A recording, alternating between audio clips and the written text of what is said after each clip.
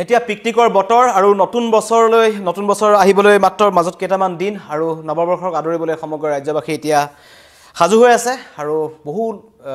বনভোজ দল বিভিন্ন পিকনিক স্থললৈ গৈছে তাৰ মাজতে অবৈধ খুৰাৰ বিৰুদ্ধে ৰাজ্য চৰকাৰে এবাৰ কঠোৰ হৈছে আবকাৰী বিভাগ আৰু বিশেষকৈ মুখ্যমন্ত্ৰী আজি দিনৰ ভাগত এখন সংবাদমেল দিছিল আৰু পথ সুৰক্ষাক লৈ মুখ্যমন্ত্ৰীৰ বৈঠক আছিল বৈঠকত পথ সুৰক্ষাক লৈ ৰাজ্যত যিমান দুৰ্ঘটনা সংঘটিত হৈছে সেইবোৰ কেনেকৈ হ্ৰাস কৰিব পাৰি বিশেষকৈ এই পিকনিকৰ সময়ছোৱাত বনভোজৰ সময়ছোৱাত আৰু এই 25 তাৰিখৰ পৰা 31 ডিসেম্বৰ এই সময়ছোৱাত বা 1 তাৰিখৰ পৰা মাঘৰ বিহুৰ সময়ছোৱালৈ ৰাজ্যৰ বিভিন্ন প্ৰান্তত বহু পথ দুৰ্ঘটনা সংঘটিত হয় আৰু তাৰ মূল কাৰণটো হৈছে খুৰা যাৰ বাবে মুখ্যমন্ত্ৰী কঠোৰ হৈছিল আৰু আজি বৈঠকত এক প্ৰকাৰৰ নিৰ্দেশ দিছিল যে গুৱাহাটীত নিখা গাড়ী চালকক পৰীক্ষা কৰা হ'ব যেটো আগতে কৰা হৈছিল আৰু সেইবোৰ অধিক কঠোৰ নীতি নিৰ্দেশনাৰ কথা কোৱাইছিল কিন্তু এতিয়া কিছু সময় পূৰ্বে আবকাৰী অধীক্ষকৰ জৰুৰী নিৰ্দেশনা এটা আহিল আৰু ক'লে যে পিকনিক স্থলিত যিবোৰ অবৈধ খুৰা বিক্ৰী কৰা হয় যেনেকৈ যদি আপুনি ওয়াইন শ্বপৰ পৰা কিনি লৈ গৈছে সেইটো এটা বেলেগ কথা কিন্তু যিবোৰ টাউনৰ পৰা কিছু দূৰত থাকে বা চহৰাঞ্চলৰ পৰা কিছু যেহেতু নদীৰ কাষত বা এনেকুৱা দুৰ্গম অঞ্চলত যিবোৰ পিকনিক স্পট আছে তাত কিন্তু যাতে সহজতে যাতে খুৰা উপলব্ধ নহয় তাত যাতে ব্লেকত খুৰা বিক্ৰী কৰিব নোৱাৰে তাৰ বাবে কিন্তু সেই স্থানত ভিডিপি পাৰ্টি হওক বা স্থানীয় আজি আৰক্ষী চকী আছে যি স্থানীয় আৰক্ষী চকীৰ আন্ডাৰত সেই অঞ্চলটো পৰে বা যিসকল আবকাৰী বিভাগৰ লোক আছে তেওঁলোকক কঠোৰ হ'বলৈ নিৰ্দেশ দিছে পিকনিক স্থলীৰ সমীপত অভিযান চলিব আৰু তাৰ কাষত যিবোৰ দোকান থাকে আমি দেখা পাওঁ সচৰাচৰ যিবোৰ পিকনিক স্থলী আছে তাৰ কাষৰ দোকানবোৰতেই 20-25 টকা বেছিকৈ দিলে আপুনি খুৰা তাত উপলব্ধ হয় আৰু যাৰ বাবে বিভিন্ন ধৰণৰ ঘটনা সংঘটিত হয় আহি থাকোতে পথ দুৰ্ঘটনা সংঘটিত হ'ব পাৰে বা নদীত কোনবাৰ কাৰবাৰ খলিল সমাধি ঘটে এনেকুৱাবোৰ ভয়ংকৰ ঘটনা সংঘটিত হয় যিবোৰ ৰোধ কৰিবৰ কাৰণে চিন্তা চৰ্চা কৰা হৈছে আৰু কৈছে যে পিকনিক স্থলীত পৰ্যটনস্থলীত অভিযান চলিব আবকাৰী বিভাগৰ আৰু ৰাজহুৱা স্থানত যদি খুৰাপান কৰে তেতিয়াও কিন্তু আপুনি বিপদত পৰিব পাৰে যিবোৰ স্থান যদি পিকনিক স্পট থাকে যত যদি খুৰাৰ প্ৰচলনৰ বিৰুদ্ধে যদি তাত প্ৰচলন খুৰাৰ যদি তাত খাবলৈ দিয়া নাথাকে অনুমতি নাথাকে তেন্তেও কিন্তু আপুনি বিপদত পৰিব পাৰে গতিকে বিভিন্ন ধৰণৰ নীতি নিয়ম দিছে আৰু অনচপ যেহেতু বিশেষকৈ নামনি অঞ্চলৰ ফালে আমি যেতিয়া যাওঁ দেখা পাওঁ যে ৰাস্তাৰ কাষত যিসমূহ অনচপ আছে সেই অনচপসমূহত নিখা এপৰলৈকে কিন্তু খুৰাৰ প্ৰচলন চলি থাকে সেইবোৰ মুখ্যমন্ত্ৰীয়ে এই বিশেষকৈ 15 জানুৱাৰীলৈকে সেইবোৰ যাতে বন্ধ কৰিবলৈ তেওঁ নিৰ্দেশ দিছে আৰু বিশেষকৈ এই পিকনিকৰ সময়ছোৱাত যাতে সেই অনচপবোৰৰ পৰা ওয়াইন শ্বপ বন্ধ হোৱাৰ পিছত যেহেতু 10টা বজাত ওয়াইন শ্বপ বন্ধ হৈ যায় তাৰ পিছত কিন্তু এই অনচপবোৰ ৰাতি 12টা 1টা বজালৈ খোলা থাকে সেই অনচপৰ পৰা যাতে কোনো কাৰণত খুৰা ক্ৰয় কৰি নিব নোৱাৰে হেতুৰ ওপৰতো মুখ্যমন্ত্ৰীয়ে গুৰুত্ব আৰোপ কৰিছে আৰু ইয়াৰ পূৰ্বে এটা নতুন কথা এটো নতুন কথা নহয় যে পৰ্যটনস্থলীত বা পিকনিক স্পটত একাংশ দালাল আছে আহি বহে তেওঁলোকে তাত খুৰা বিক্ৰী কৰে হেতু মুখ্যমন্ত্ৰীয়ে কোৱাৰ পূৰ্বেই যিসকল স্থানীয় আৰক্ষী আছে আৰক্ষী প্ৰশাসনে এটো ব্যৱস্থা গ্ৰহণ কৰিব লাগিছিল কি কাৰণে কৰা নাছিল মুখ্যমন্ত্ৰীৰ নিৰ্দেশলৈ ৰখি আছিল নেকি হেতু এটা পিছৰ কথা কিন্তু এতিয়া এটা কথা জনালো পিকনিকৰ বতৰ যদি আপুনি পিকনিকলৈ যাবলৈ সাজু হৈছে যক কোনো আপত্তি নাই কিন্তু যিজন বাহন চালক যাব তেওঁ যাতে খুৰাপান কৰা অৱস্থাত নিব নোৱাৰে কাৰণ জুনে এনেকুৱা ধৰণৰ যদি অভিযানত খুৰা পাই চালক ধৰা পৰে তেখেতৰ লাইসেন্স কেনসেল হ'ব পাৰে তেখেতৰ গ্ৰেপ্তাৰ হ'ব পাৰে তেখেতৰ বিৰুদ্ধে জৰিমনা হ'ব পাৰে গতিকে খুৰাপান কৰি পিকনিকলৈ যোৱা সময়ত গাড়ী নচলাব আৰু মুখ্যমন্ত্ৰী নিৰ্দেশৰ পিছত আবকাৰী আয়ুক্ত সচিবৰ জৰুৰী নিৰ্দেশনা আহিল কাৰণ পথ সুৰক্ষাটোক লৈ মুখ্যমন্ত্ৰীয়ে যথেষ্ট গুৰুত্ব দিছে ইতিমধ্যে কৈছো যে যেহেতু পৰহি দিনাখন আমি দেখা পালো গুৱাহাটীত দিছপুৰত উৰণ খেতুৰ ওপৰত যেনেকুৱা এটা ভয়ংকৰ দুৰ্ঘটনা সংঘটিত হ'ল এজন ৰেপিডো চালকৰ মৃত্যু হ'ল এগৰাকী যুৱতীৰ মৃত্যু হ'ল তাৰ পিছতে দেখিলো যানবাহন আৰক্ষীৰ বাহন চালকে এজন সাধাৰণ লোকক মহতিয়াই লৈ গ'ল প্ৰান্তে প্ৰান্তে বিভিন্ন দুৰ্ঘটনা সংঘটিত হৈছে আৰু সকলোৰে আৰত যদি চাবলৈ যাওঁ সকলো খুৰামত্ত অৱস্থাত আছে আৰক্ষী বাহন চালকজন যানবাহন আৰক্ষী চালকজন খুৰামত্ত অৱস্থাত আছিল কালি এতিয়া আমি কিছু সময় পূৰ্বে এটা দেখুৱালো যে উৰণ খেতুৰ ওপৰত যি বাইক ষ্টান কৰিছিল যুৱক যুৱতীক দেখা পাইছিলো এটা কিছু সময় পূৰ্বে গড়চুক যানবাহন আৰক্ষী তেওঁলোকক ধৰিছে তেওঁলোক হৈছে সম্পৰ্কত দেউৰেক বৰেক তেওঁলোক খুৰামত্ত অৱস্থাত আছিল তেওঁলোকে দীপৰ বিলত পিকনিক খাই আহিছিল গতিকে পিকনিক খাই যিসকল লোক উভতি আহে তেওঁলোক যাতে আহি যেতিয়া মূল যিখন চহৰত সোমায় সুস্থ অৱস্থাত যাতে সোমাব পাৰে অন্তত চালকজন যাতে সুস্থ অৱস্থাত থাকক হেতুৰ ওপৰত গুৰুত্ব আৰোপ কৰা হৈছে দুৰ্ঘটনা ৰোধৰ বাবে যি কাৰ্যসূচী আছে কিছুমান নতুন নীতি নিয়ম কৰা হৈছে আৰু সেই ক্ষেত্ৰত তেওঁ কৈছে মুখ্য সচিবে ডিজিপিৰ লগত মুখ্যমন্ত্ৰী কোৱা মতে মুখ্য সচিব আৰু ডিজিপিৰ মাজত কিছু আলোচনা হওক তেওঁলোকে বৈঠকত বহক যাতে এই 15 তাৰিখলৈকে যিখিনি সময় 15 জানুৱাৰীলৈকে যেটো গুৱাহাটীত আমি দেখো যে নিখা 10 বজা হলে কিন্তু পাইপ মুখত পাইপ লগাই পেলাই পৰীক্ষা কৰা হয় বাহন চালকক কিন্তু প্ৰত্যেক দিনাখনেই নতুন নতুন মানুহক ধৰে গতিকে তাৰ পৰা কোনো মানুহৰ কোনো ধৰণৰ যিসকল সুৰা পান কৰে তেওঁলোকে কৰিবই কিন্তু যাতে দুৰ্ঘটনা সংঘটিত নহয় সেইটোৰ ওপৰত গুৰুত্ব দিয়া হ'ব বাৰসমূহ নিশা কেইটা বজালৈ খোলা থাকে গুৱাহাটীত সেইটো এটা ডাঙৰ কথা গুৱাহাটীত বাৰৰ কথা যিমানেই কম সিমানেই এইটো এটা ডাঙৰ ঘটনা সংঘটিত হৈ থাকে কাৰণ বাৰসমূহৰ ভূমিকা গুৱাহাটীত অতি ভয়ংকৰ নিশা বাৰত কি চলে সেইটো আজিলৈকে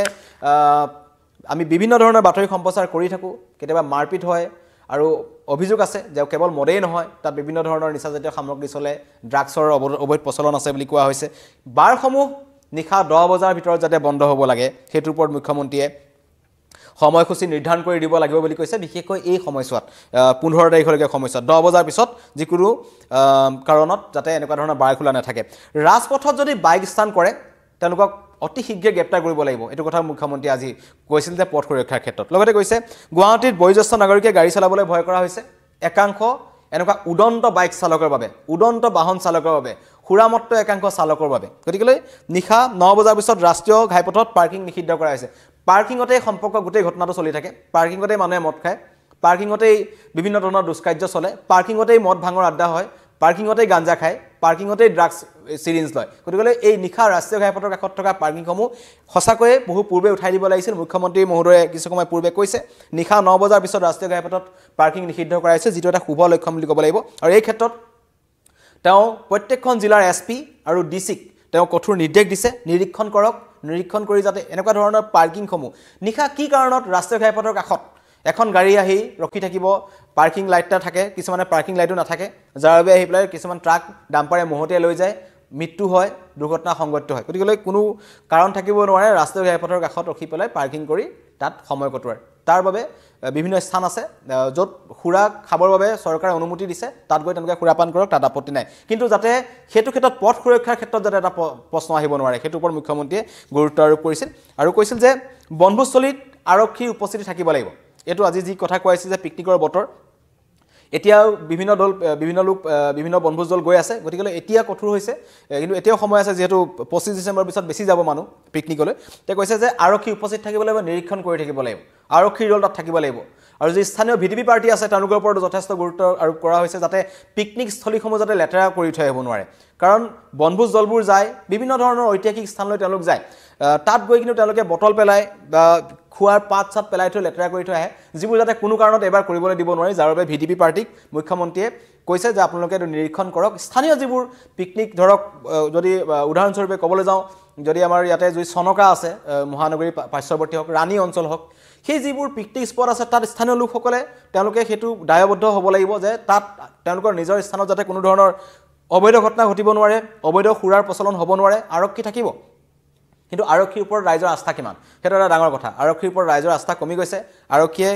যিমানখিনি কৰিব লাগে আৰক্ষীয়ে নকৰে ইতিমধ্যে কৈছোঁ বাহন চালকৰ কথা যান বাহন আৰক্ষীৰ প্ৰসংগ আহিছে কাৰণে কৈছোঁ পৰহি দিনটোত দিছপুৰ থানাৰ যান বাহন আৰক্ষীৰ এজন চালকে সুৰাপান কৰি ৰাজধানী মছজিদত এখন বাহন মহতিয়াইছে দিছপুৰ আৰক্ষীয়ে তেখেতক আঠেবেঠে বহাই আনিছে আনি তেখেতক নেমু পানী খুৱাইছে তেখেতৰ যাতে নিচা ফাটি সুস্থ অৱস্থালৈ আহিব পাৰে এয়া হৈছে দিছপুৰ আৰক্ষীৰ ৰাতি নিশা কাম কৰা নমুনা গতিকে তেনেকুৱা আৰক্ষীৰ পৰা ৰাইজে ইমানখিনি আশা নকৰিব বা স্থানাই গতিকে স্থানীয় লোকৰ ওপৰতো বহুখিনি নিৰ্ভৰ কৰিব যাতে আপোনালোকে নিজৰ আশে পাশে থকা অঞ্চলসমূহ বনভোজ দলসমূহে যাতে তাত লেতেৰা কৰিব নোৱাৰে তাত যাতে সুৰাৰ প্ৰচলন কৰিব নোৱাৰে আৰু আপোনালোকৰ অঞ্চলত আহি যদি কোনোবাই অবৈধ সুৰা প্ৰচলন বিক্ৰী কৰি আছে সেইটো ক্ষেত্ৰত স্থানীয় ৰাইজক সজাগ হ'ব লাগিব তেতিয়া কিন্তু নিশ্চয় এনেকুৱাবোৰ ঘটনা ৰোধ হ'ব আৰু বনভোজ দললৈ যোৱা বাহন চালকৰ মদ্যপান কৰিব নোৱাৰিব তেওঁলোকক টেষ্ট কৰা হ'ব ইতিমধ্যে কৈছোঁ আৰু কুঁৱলী আঁতৰি নোযোৱা পৰ্যন্ত যাত্ৰা কৰিবলৈ দিব নালাগে বুলি কৈছে যে বেলি ওলোৱাৰ পিছত যাওক আৰু বেলি দুবাৰ আগে আগে ঘৰলৈ আহক যাতে দিনে পোহৰে ঘৰলৈ আহি যাতে বনভোজ দলসমূহ সোমাব পাৰে সেইটোৰ ওপৰতো মুখ্যমন্ত্ৰীয়ে কৈছে যে একদম পুৱতি নিশা 3 বজা 4 বজাত যদি এটা দল বনভোজ দল যদি ওলাই গৈছে ৰাষ্ট্ৰীয় ঘাইপথত ঘন কুঁৱলী থাকে আৰু বিগত বৰ্ষৰ কথা যদি সোঁৱৰাবলৈ যাওঁ দেৰগাঁও যিটো পথ দুৰ্ঘটনা সংঘটিত হৈছিল এখন গাঁও এক প্ৰকাৰ শেষ হৈ গৈছিল নিশ্চিন্ন হৈ গৈছিল সেই গাঁওখনৰ সেই ভয়ংকৰ পথ দুৰ্ঘটনাটোৰ কথা দুস্মৃতি মানুহে পাহৰিব পৰা নাই আৰু বিশেষকৈ উজনি অসমৰ যি ৰাজপথৰ কথা কৈছোঁ যি ঘাইপথ আছে যি যোৰহাটৰ পৰা একেবাৰে জাজিলৈকে বা গৰিসাগৰলৈকে এইখিনি অঞ্চল কিন্তু একদম মৃত্যুদূতৰ ওপৰত আছে যিসকল বনভোজ দল উজনি অসমলৈ যায় বা তেওঁলোকে যদি বগীবিললৈ যাব বিচাৰিছে ডিব্ৰুগড়ৰ তেওঁলোকে যদি অৰুণাচললৈ যাব বিচাৰিছে তেওঁলোক যদি তিনিচুকীয়া যাব বিচাৰিছে তেওঁলোকে যদি ডিব্ৰু চৈখোৱা যাব বিচাৰিছে তেওঁলোকে যদি শিৱসাগৰলৈ যাব বিচাৰিছে গোলাঘাটৰ পৰা কোনোবা এটা বনভোজ দল তেওঁলোকে ভালকৈ ভাবক চিন্তা কৰক যে ৰাষ্ট্ৰীয় ঘাইপথৰ অৱস্থাটো এনেকুৱা তেওঁলোকে বেলি ওলোৱাৰ পিছত যাওক লাগিলে ঘূৰি অহাৰ কিছু মাজত সময়খিনি লাগিলে তেওঁলোকে কিছু ব্যৱস্থা কৰক কিন্তু সোনকালে ঘূৰি আহক কাৰণ ঘন কুঁৱলীৰ বাবে যিকোনো দুৰ্ঘটনা সংঘটিত হ'ব পাৰে যাৰ বাবে কিন্তু মুখ্যমন্ত্ৰীয়ে বাৰম্বাৰ এই কথা অনুৰোধ কৰিছে আৰু বনভোজস্থলীত হোমগাৰ্ড NCC আৰু SDR লোক থাকিব লাগিব বুলি মুখ্যমন্ত্ৰীয়ে কৈছে কাৰণ এইবাৰ কঠোৰ হ'ব হোমগাৰ্ড থাকিব NCC থাকিব SDR থাকিব আৰু পৰিষ্কাৰ কৰি ৰখাৰ নিৰ্দেশ দিয়া হৈছে আৰু জলাশয় বা নৈৰ কাষত বনভোজস্থলীত লগাব লাগিব ফলক গতিকে কেইবাটাও নীতি নিৰ্দেশনা দিয়া হ'ল আৰু তাৰ মাজতে কৈছে যে অবৈধ সুৰাটো এবাৰ কোনো কাৰণে মুখ্যমন্ত্ৰীয়ে চলিব নিদিব বনভোজস্থলীত